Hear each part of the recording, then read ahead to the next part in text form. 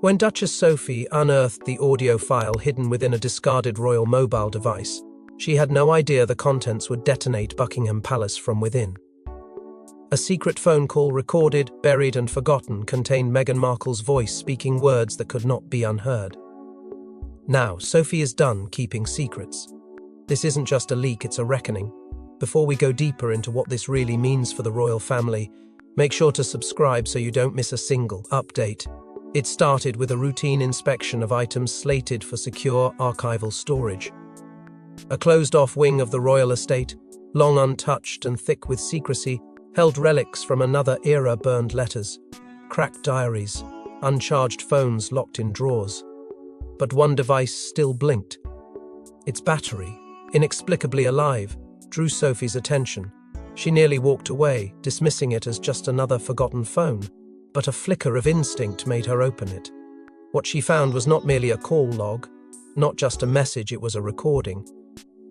And it didn't take long before she heard the unmistakable voice of Meghan Markle, speaking in a tone that chilled Sophie to her core. She froze. Her fingers trembled as the words played out, echoing in the silence of the vault-like room. At first there was confusion. Why had this been recorded? Who had it belonged to? But as the conversation continued, one thing became painfully clear: this wasn't just a personal phone call. It was a raw, unfiltered monologue, revealing private grievances, calculated ambitions, and references that Sophie immediately recognized as coded jabs at the royal structure. There were names, timelines, strategies, and in between, a disturbing undercurrent of something darker, something that felt rehearsed, premeditated.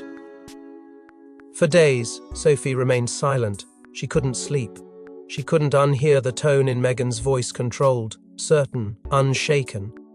It wasn't just what was said, but how it was said. As someone who had always stayed out of internal drama, Sophie found herself sitting on a ticking bomb. At one point, she even considered destroying the file. Deleting it would protect the family. Erasing it would end the internal conflict raging inside her. But then she asked herself the question she had avoided from the start. Who else already knew? Was she truly the only one holding this? The emotional toll became unbearable. Every glance from another royal, every formal engagement, every conversation about unity and loyalty now rang hollow. The memory of that voice haunted her, not because it was loud, but because of its eerie calm. She remembered the exact moment she heard Meghan say, "They've mistaken silence for surrender." That line changed everything. It wasn't grief. It wasn't pain. It was a warning. Sophie's betrayal wasn't just of a person, it was of trust, of institution, of an unspoken agreement that some things should never come to light. But this couldn't be buried. Not anymore. Her choice to go public wasn't about revenge. It wasn't even about justice. It was about clarity. She knew the risks. She knew the palace would close ranks, but as a duchess, as a mother, and as someone who had always watched from the sidelines, she now stepped forward. And the silence that followed would be deafening. But to understand the true weight of what Sophie uncovered, we need to go back to a night long whispered about, but never fully understood.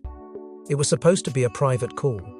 Meghan thought she was alone, unaware the line had been tapped, and that someone on the other end was listening. What began as a vent spiraled into a strategic monologue, referencing secrets, names, and royal vulnerabilities she never meant to reveal. The night in question had gone largely unnoticed in the public record, dismissed as another quiet evening during the couple's final days in the royal fold. But behind palace walls, tension had reached a boiling point. Meghan had retreated to a secluded part of the estate, a place she believed free from intrusion, ironic, considering it was within one of the most surveilled properties in the United Kingdom. She placed a call, not on her official device, but on a private line. Gifted by a confidant, believing it secure. On the other end was someone close, trusted, or so she thought, someone whose identity remains concealed but whose involvement would later come under intense scrutiny. Meghan spoke freely, almost too freely. Not in the voice of a woman seeking comfort, but in the voice of someone laying out a map, point by point, grievance by grievance. Unknown to her, the call was caught by a dormant recording feature, buried deep within the estate's outdated internal monitoring system, something left running by accident, never meant to be operational. It had been installed decades earlier during the height of internal security reforms, but the system was all but forgotten. And yet, that night, the audio captured every word, and what was said would shift the royal narrative in a way no one was prepared for. Names were spoken not in anger, but in precision. Meghan referred to senior figures not with resentment, but with tactical detachment. She spoke of Charlotte and the unspoken comparisons made behind closed doors. She referenced Queen Mary's diaries and the coded entries believed lost. There was mention of leverage, of information, of correspondence, of whispers passed from staffer to press. And then, in a tone eerily calm, she hinted at a reckoning sown long before her wedding veil was lifted. This wasn't just confession. This was strategy masquerading as vulnerability. What disturbed Sophie most wasn't the content, but the delivery. Meghan's voice was measured, composed, almost indifferent. There were no signs of breakdown, no eruptions of anger. The voice that echoed from that recording was cold, calculated, and clear. At times, there was an almost chilling amusement in how certain names were spoken like chess pieces, not people. And within the flow of words, subtle warnings surfaced. She spoke of a bloodline that would eat itself, of secrets buried with the wrong queens, of those too silent to survive. The reason no one acted sooner was just as unsettling. The device that held the recording was misplaced, assumed lost, and when briefly recovered by a staffer, it was overlooked, considered old and irrelevant. By the time Sophie stumbled across it, years had passed. The original staffer was long gone. The audio had been untouched, unexamined, festering in royal silence. Only now, with the file finally exposed, did the weight of what had been said begin to crush the myth of misunderstanding surrounding Meghan's exit. It wasn't miscommunication, it wasn't exile, it was execution, silent, staged, and meticulously rehearsed.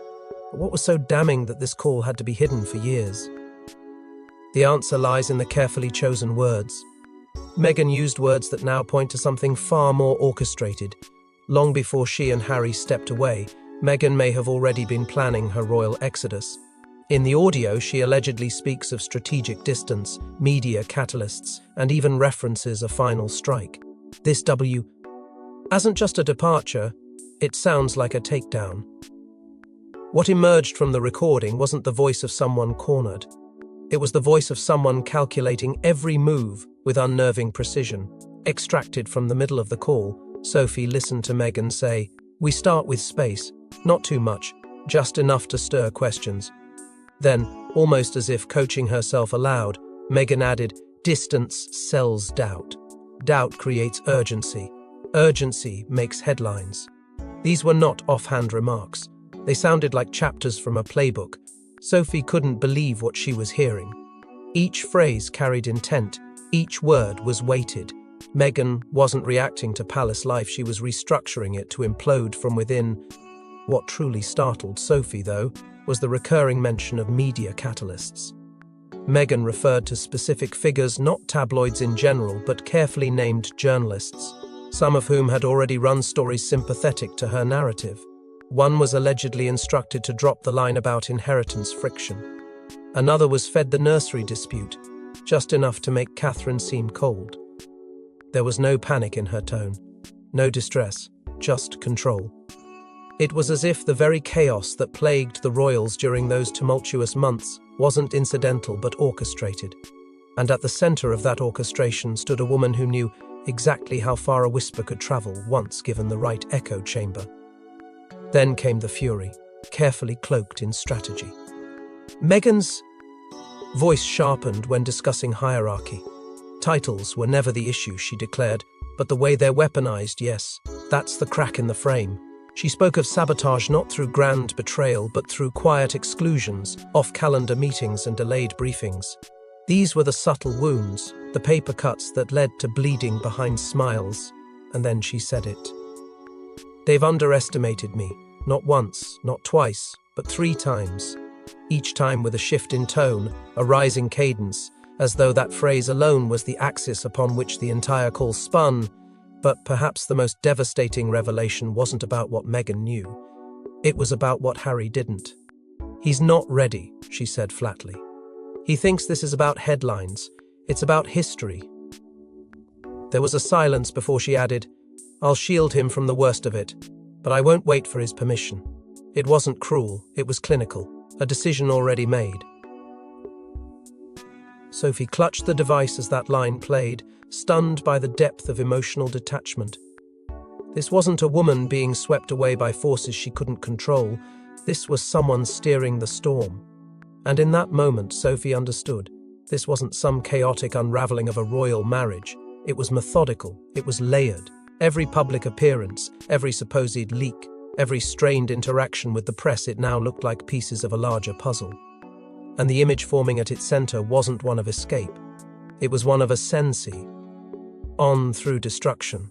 Sophie wasn't just holding a phone, she was holding a roadmap to dismantlement, drafted in whispers and coated in charm.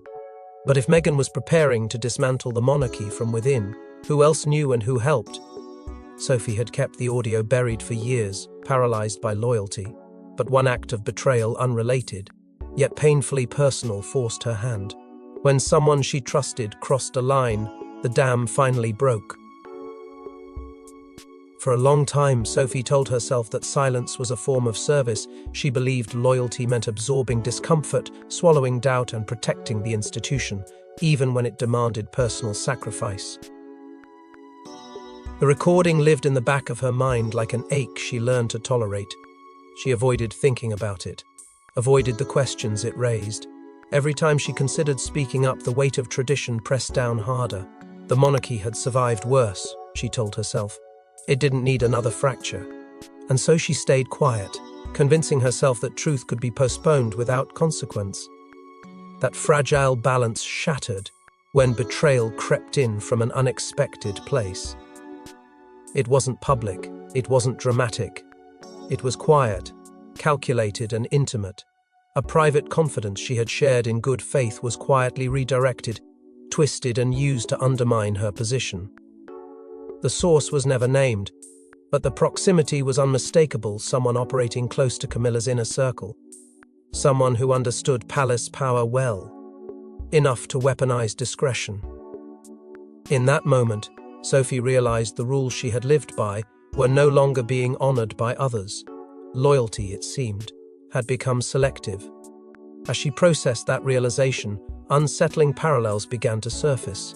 The tactics used against her felt eerily familiar: controlled whispers, strategic distancing, narratives shaped just enough to wound without leaving fingerprints. It mirrored what she had heard in Meghan's voice years earlier.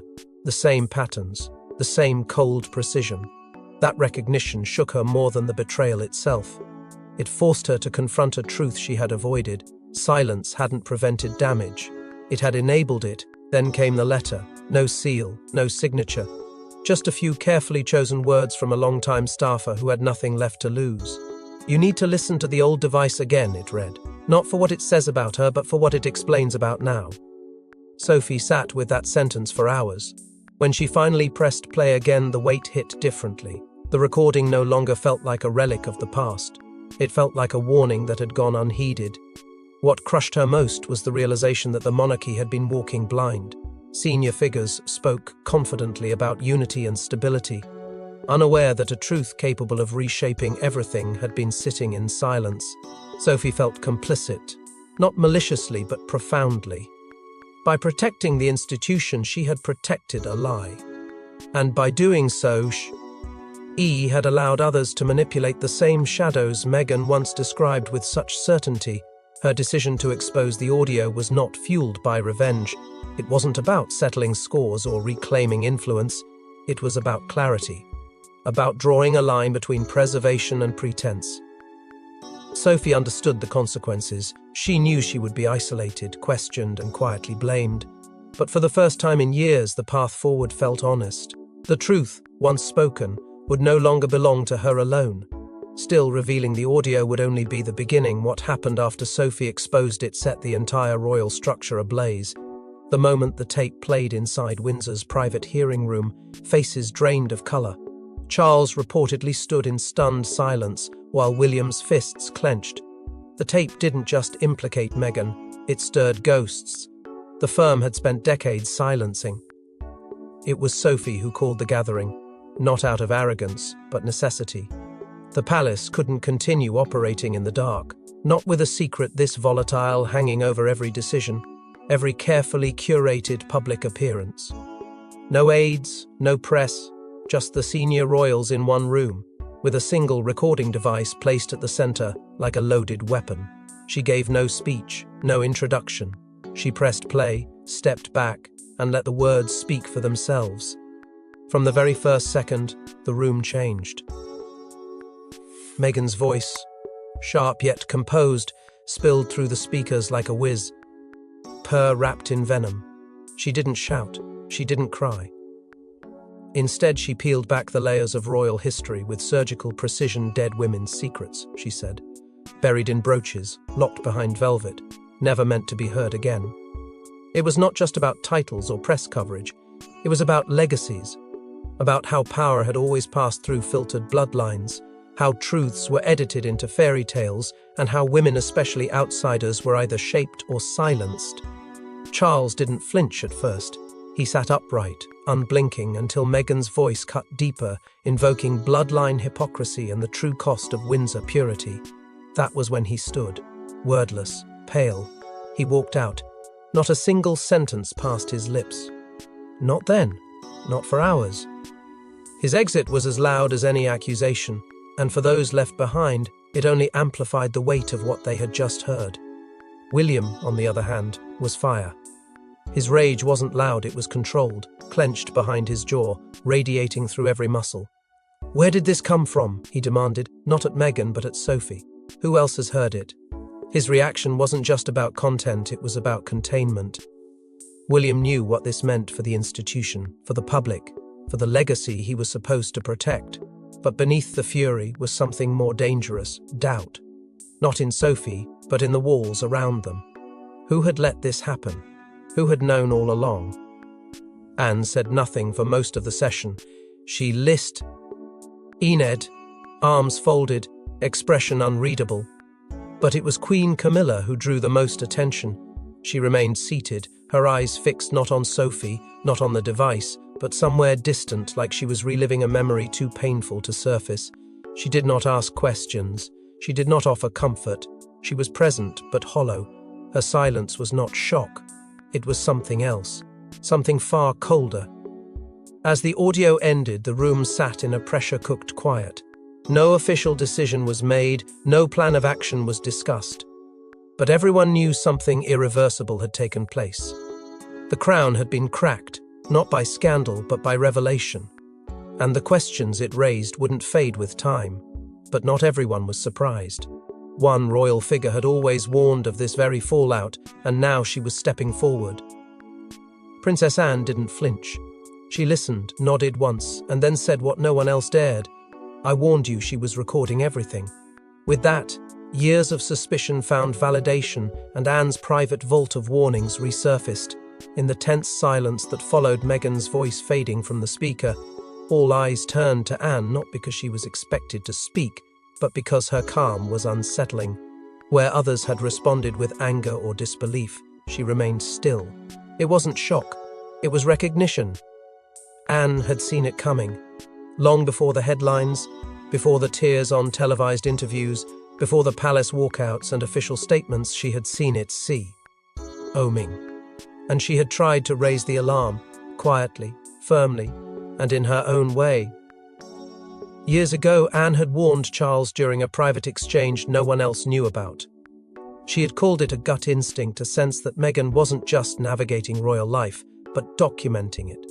"Private conversations are becoming currency," she had written, "and we're giving them away for free." Her words, dismissed at the time as overly cautious, were now being dusted off and re-examined with a new intensity. Those letters, archived and half forgotten, were suddenly proof that the royal family had ignored its own watchdog. Anne's quiet caution had been overwhelmed by louder voices pushing for unity, for optics, for diplomacy. But now, her silence carried the sting of vindication. Anne's belief wasn't rooted in paranoia, It came from experience. She had seen similar patterns before, people entering the firm, adapting quickly, mastering the performance, and using the palace's obsession with secrecy as a weapon. But with Meghan, there was something different. Anne had sensed it from the early days. "She's always listening," she had once remarked during a private dinner, but never asking questions. That line, once interpreted as a subtle jab, now read like a coded warning missed by everyone else. What disturbed Anne most wasn't what had already been revealed, it was what hadn't. She believed the recording Sophie uncovered was only the beginning. "If there's one," she said coldly, "there's more." According to her, Meghan's strategy had been long in the making, and the audio Sophie released was likely a curated piece of a much larger collection. A cache of conversations, names, remarks, each capable of detonating new fractures inside the palace. That possibility turned suspicion into fear. And then, without prompting, Anne turned her gaze toward Camilla. The air shifted. There was history between them, strained, civil, but never warm. Anne's voice didn't rise, but her meaning was sharp. She asked whether Camilla remembered the discussion they had in 2020, after a reception where Meghan had left early, and aides whispered about a strange device tucked inside her clutch. Camilla dismissed it then, but now, Anne's words were harder. "You didn't want to believe it," she said, "because it was easier to dismiss me than admit we'd been compromised. It was not an attack, it was an assertion of reality. The veil of royal invincibility was slipping, and Anne was the only one willing to look directly at what stood behind it. Her warnings had been ignored, her instincts underestimated, but not anymore. Her voice, though never the loudest, was suddenly the one echoing in every corridor. But while the senior royals scrambled to contain the chaos, Meghan's response would take the storm to the public and ignite war. Meghan didn't deny the tape. Instead, she reframed it, calling it a private expression of trauma and accusing the firm of surveillance. What followed was a media counter-off. Ensive, designed to paint Sophie as unstable and the palace as paranoid. Within 24 hours of the tape's existence becoming public knowledge, Meghan's response was everywhere. But it wasn't panicked, it was polished. A carefully timed statement released through a global media outlet described the recording not as a strategy but as a deeply personal moment captured without consent. She portrayed herself not as a schemer, but as a woman betrayed twice, once by the institution that cornered her, and again by the woman who chose to expose her. She described the call as raw, unfiltered, and born from a place of deep emotional distress, insisting it had never been meant for public consumption. Then came the pivot. In just a few lines, she shifted the spotlight onto the palace, questioning why such recordings were being stored and who authorized their preservation. The framing was masterful. Overnight, the narrative began to splinter. Where once Sophie had been cautiously applauded for her bravery, she was now at the center of a whisper campaign painted by Meghan's surrogates as erratic, emotionally fragile, and possibly manipulated by more senior royals looking for a distraction. Influencers with massive followings posted sympathetic clips of Meghan's past interviews, recirculated footage of her most vulnerable moments, and layered in hashtags suggesting the monarchy had crossed yet another ethical line. The narrative was no longer just about what Meghan said. It was about why Sophie had chosen to reveal it, and what dark motives were hiding behind that decision. Then came the veiled threats. In a brief yet chilling line buried within Meghan's media statement, she mentioned further context that remains unreleased but available should clarity be required. It wasn't said outright, but the implication landed hard. There was more. More recordings, more evidence, perhaps more conversations that could devastate reputations or expose internal contradictions. Her legal team followed with a cryptic press note, alluding to ongoing digital investigations, hinting at unlawful interception, misuse of personal property, and potential claims of defamation. Suddenly, it wasn't just a scandal, it was a standoff. Behind palace gates, the pressure escalated. Sophie, once surrounded by quiet support, found herself isolated. Requests for interviews were denied. She stopped attending public engagements. Photographers stationed at her residence were quietly asked to leave. And then, without announcement, she vanished from view entirely. Some said she was being protected. Others said she had been silenced. The truth, as always in the royal sphere, was likely somewhere between self-preservation and internal pressure. And yet, even as Meghan's team spun the narrative with surgical precision, a question lingered. Why had Sophie gone so far in the first place? What exactly had she heard that made the risk worth it? That unease only grew when a technical team analyzing the recording discovered something overlooked in the chaos. Something subtle. Something buried deep in the final moments of the call. But even as the dust tried to settle, a final twist buried in the call's last minute would change the game forever. At first, the last 47 seconds seemed like a whisper. But when the audio was enhanced, a chilling phrase surfaced: "When the veil falls, the blood will speak." Not a metaphor, but a reference to a secret diary, long lost and long feared, initially dismissed as static, barely audible background noise. Those final seconds had gone unnoticed, but a palace technician, operating under quiet orders from William's private team, ran the clip through a forensic audio scrub. What emerged was not only clear, but deliberate. Meghan's voice, almost inaudible before, broke through the silence with eerie clarity. "When the veil falls, the blood will speak." The room froze. It wasn't a closing line. It was a message. A threat, cloaked in legacy. And those who heard it understood instantly that this wasn't just about reputations anymore. It was about bloodlines. Historians inside the royal fold were immediately summoned. The phrase sparked recognition in one of the palace's most senior archivists, who linked it to an obscure reference found in the margins of Queen Mary's personal correspondence. The Queen Mother's mother-in-law had been rumoured to keep a second diary separate from her public memoirs, filled with reflections on royal lineage, hidden liaisons, and names that never appeared on official records. Long believed to be destroyed, the diary was whispered about in certain circles as holding the real story behind the crown's inheritance lines, the ones that weren't written in gold ink, but in quiet scandal. The connection between Meghan's cryptic phrase and that diary could no longer be dismissed as coincidence. Either she had seen parts of it or someone had told her what it contained. That possibility shook the monarchy to its core. The phrase "blood will speak" echoed not as poetry, but prophecy. It implied knowledge of a truth that had the power to unravel centuries of curated legacy.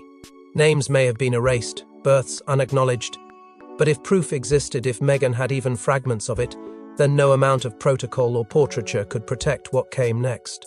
Speculation turned to paranoia. Had she somehow accessed the diary? Was it given to her by someone inside?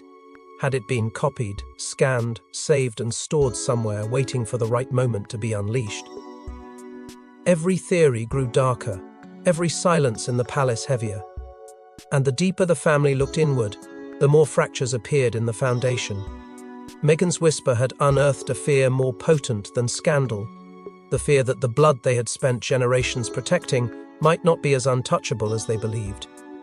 Prince William, already reeling from the leak and Sophie's revelations, reportedly ordered a discreet but intense search of the royal archives. Private vaults once sealed for decades were reopened. Teams were deployed not just to protect history, but to find out if it had already been rewritten without their knowledge. It was no longer about damage control. It was about containment of truth, of legacy, of whatever Meghan's final words had truly meant. Now the monarchy stands on the edge, not because of what Meghan did, but because of what her words might unlock next. The royal family has endured wars, abdications, divorces and scandal, but never a war of audio. What began as one woman's secret call has become a reckoning about surveillance, trust and hidden truths. The veil has cracked. The bloodline is watching. In the court of public opinion, the monarchy has split down the middle. What once was an impenetrable institution now stands divided by something as simple and as devastating as a voice recording.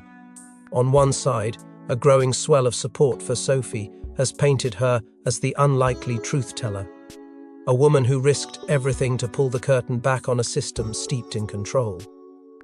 On the other, the Team Meghan loyalists see her as the victim of systemic suppression, a woman silenced for being too honest, too disruptive, too real.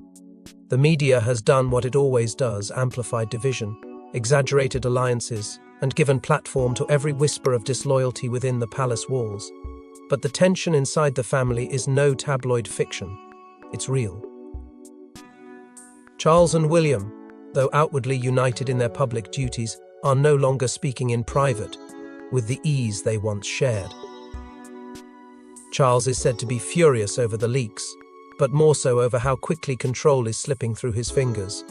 William, meanwhile, has grown increasingly paranoid, demanding loyalty oaths from staff, rerouting communications through private, secured channels, and reportedly ordering a complete review of the palace's internal surveillance systems. But even he knows it's too late to stop what's already begun. The recording Sophie revealed may have been the first, but it won't be the last. Within the palace, fear now walks alongside tradition. Advisors and courtiers whisper of encrypted USBs, lost journals, coded letters and emails never meant to be seen. One anonymous staffer, his voice distorted in a leaked podcast segment, claims that at least one more tape exists, one that could destroy a public figure entirely if it were released. Whether he spoke truth or fantasy, the damage is done. Panic is seeping into the corridors once ruled by silence and protocol. Deep within the archives, a team of history and loyal archivists has been tasked with re-examining long-forgotten vaults. Boxes once untouched for decades are being opened.